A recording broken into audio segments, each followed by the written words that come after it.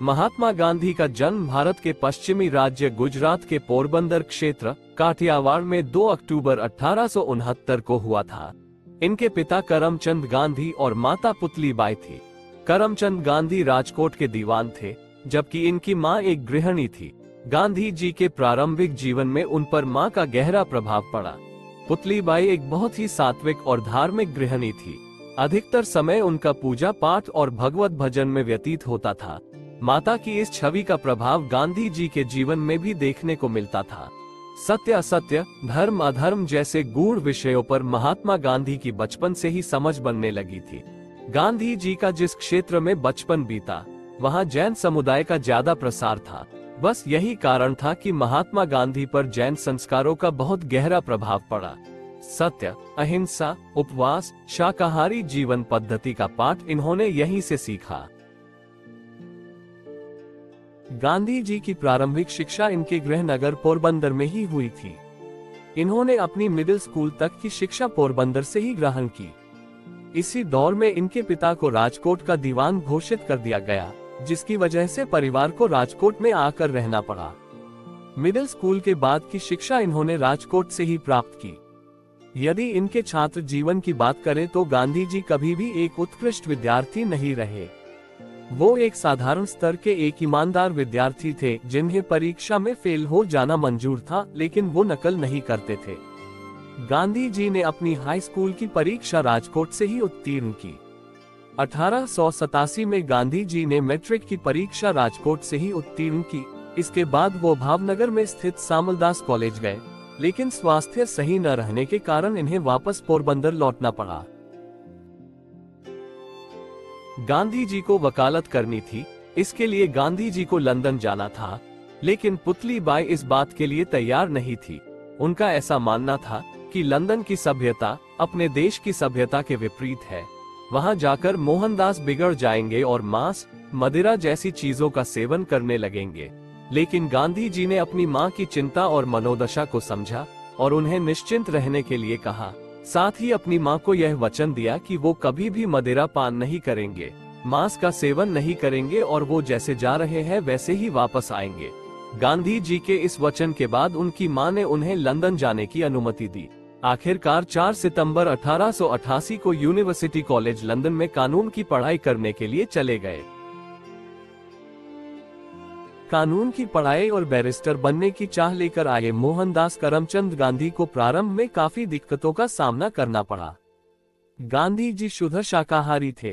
वो मांस का सेवन नहीं करना चाहते थे, पर उस जमाने में लंदन में शाकाहारी भोजन ढूंढना एक बहुत बड़ी चुनौती थी। इसी चुनौती से निपटने के लिए गांधी जी ने शाकाहारी समाज में सदस्यता के लिए आवेदन किया, जो न सिर्फ स्वीकार हुआ बल्कि गांधी जी को कार्यकारी समूह का सदस्य चुना गया। इस दौरान गांधी जी की कई शाकाहारी लोगों से मुलाकात हुई। इन्हीं लोगों ने गांधी जी को भागवत गीता पढ़ने के लिए कहा। लंदन में कुछ वर्ष बिताने के बाद गांधी जी को वापस भारत आना पड़ा। यहाँ आकर उन्होंने मुंबई में अपने वकालत की शुरुआत की, लेकिन इसमें कोई खास सफलता न मिलती देख उन्हें वकालत का काम बीच में ही छोड़ना पड़ा। इसके बाद उन्होंने एक अध्यापक के पद के लिए आवेदन किया, लेकिन वह भी अस्वीकार कर दिया गया। इसके बाद उन्होंने राजकोट में ही काम करने का निश्चय किया। यहाँ पर वो मुकदमे की अर्जियां लिखते थे। गांधी जी जब 24 वर्ष के थे तब उन्हें अफ्रीका के एक व्यापारी अब्दुल्ला का कानूनी सलाहकार बनने का अवसर मिला। इसके लिए गांधी जी को भारत छोड़कर अफ्रीका जाना पड़ा। उस वक्त अफ्रीका में भी इंग्लैंड का शासन था। वैसे तो कई भारतीय अफ्रीका गए थे, लेकिन उन्हें एक मजदूर के रूप में काम करने के लिए भेजा गया था। गांधी जी पहले भारतीय बैरिस्टर थे जो अफ्रीका गए थे। यहाँ आने के बाद गांधी जी को भारतीयों के साथ होने वाला भेदभाव दिखा। रंगभेद के आधार पर भारतीयों पर होने वाले जुल्म ने गांधी जी को अंदर तक झकझोर दिया था। यहाँ पर गांधी जी के साथ भी रंग भेद हुआ। उन्हें रंग भेद के कारण चलती ट्रेन से उतार दिया गया। कहते हैं इस घटना ने गांधी जी के पूरे जीवन को ही बदल करके रख दिया। इस घटना के बाद गांधी जी ने अफ्रीका में रह रहे भारतीयों को न्याय और सम्मान दिलाने का निश्चय किया। प्रारंभिक संघर्ष के तौर पर गांधी का रूख नर्म रहा।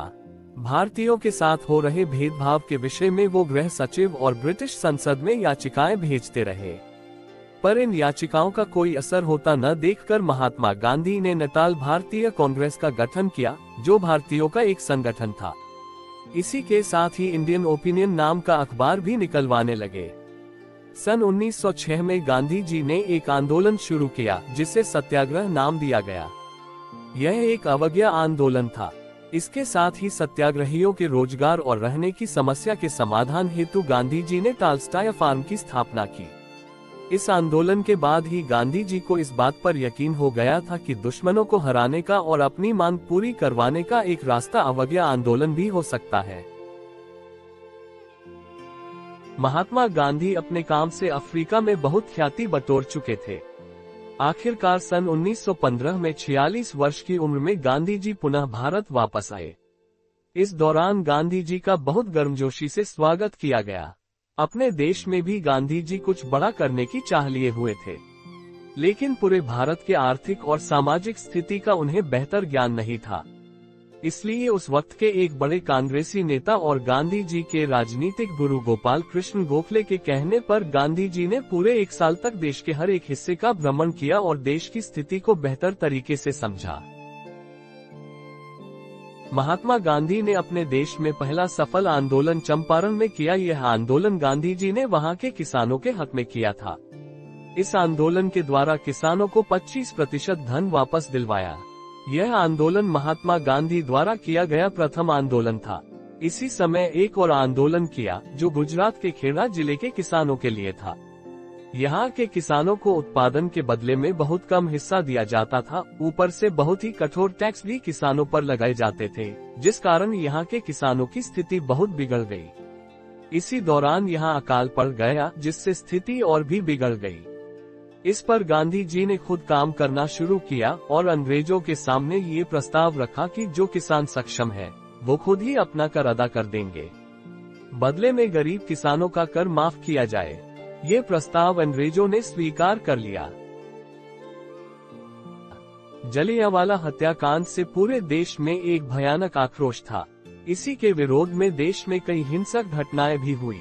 जलियांवाला हत्याकांड ने गांधी जी को भी पूरी तरह झकझोर दिया था, लेकिन इसके विरोध में वो हिंसा के बिल्कुल भी पक्षधर नहीं थे।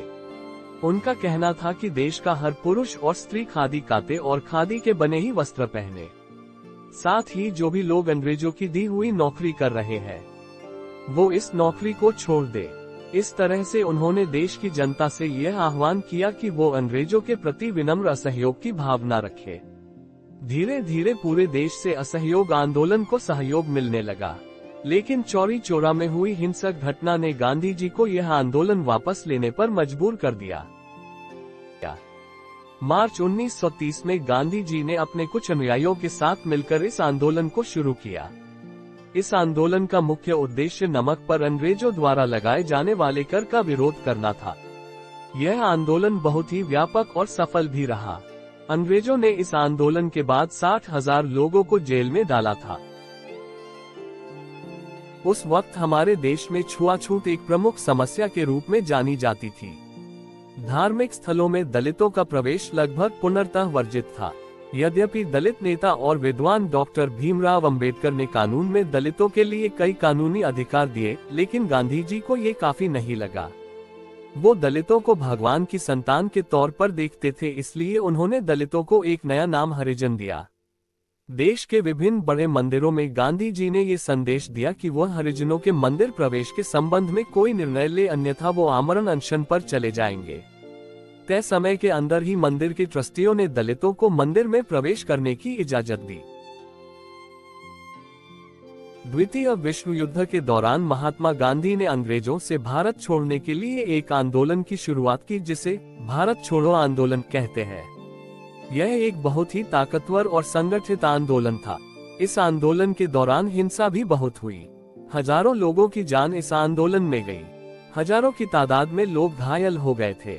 कई आंदोलनकारियों को बंदी बना लिया गया था, जिसमें महात्मा गांधी भी शामिल थे। इन्हें 2 साल तक कारावास में रखा गया। इस दौरान गांधी जी पत्नी कस्तूरबा गांधी का देहांत 22 फरवरी 1944 को हो गया। गांधी जी का स्वास्थ्य भी मलेरिया बीमारी की वजह से बहुत बिगड़ गया था। अंततः 6 मई 1944 को खराब स्वास्थ्य के चलते इन्हें जेल से रिहा किया गया।